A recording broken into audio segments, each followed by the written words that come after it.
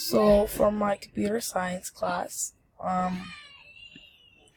my computer science class 110, I'm Sian Abdi Kadir, and this is my homework question for YouTube from chapter 3, homework number 3, question 12.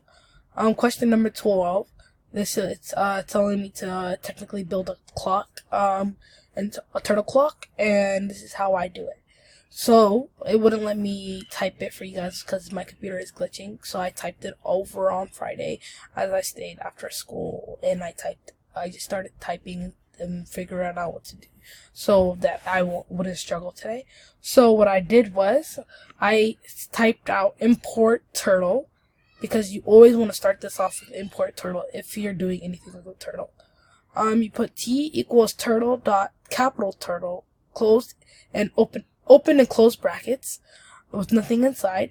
Then you hit the return button to go to the next line, and you put t dot shape open brackets quotation turtle inside and close brackets.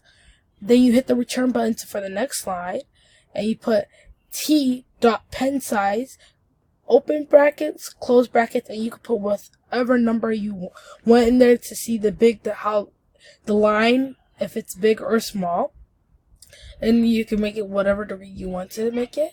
And so you hit return, and you type in t dot color quotation blue close quotations and close brackets. That technically does what that does for you is that colors the turtle. And so you hit the return button next for the next step. You put WN equals turtle dot screen.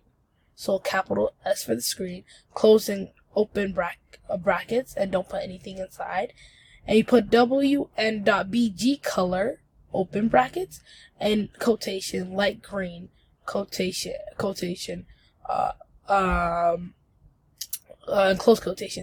close quotations and close brackets. The reason why I put light green is that the background color, what we have to do is make it match the image that was shown, and so light green was the color. And so to put all of this together and to build it now instead of coloring it and knowing that it's a turtle, you hit return twice just to make the differentiation, and you put def dash clock dash length. And when you put the length, you put the brackets, and you put the I always forget the name, but the two dots. And then you hit return, and then for me I hit return twice, but it will always indent for you. So it's for I in range open open brackets, you put a 12 because that's how we're supposed to do. But I put a 12 and I close the brackets, and I put the two dots. I keep forgetting the name. Then I went to the next line, and I put pt dot pu open brackets close brackets with nothing inside. Next I hit return, and so it's indenting for me. It's gonna return all down until I take it off. I put t.fd open brackets length close brackets, hit return again. Next line I put t.pd instead of pu this time, and I open and close brackets. Next line I put t.fd open brackets 10 and close the brackets. Next line I hit return.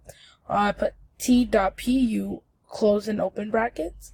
Next line I hit t.fd open and close brackets, and put 15 in the middle. Next line I hit t.stamp open and close brackets. I hit return again, and they still stay in that how it's indented and how Python indents it. I put t.bk open brackets length plus 25 close brackets. And then I put t.rt. I hit return and put t.rt open brackets 360 because the clock is 360 degrees, and I divided it by 12 because there are 12 numbers.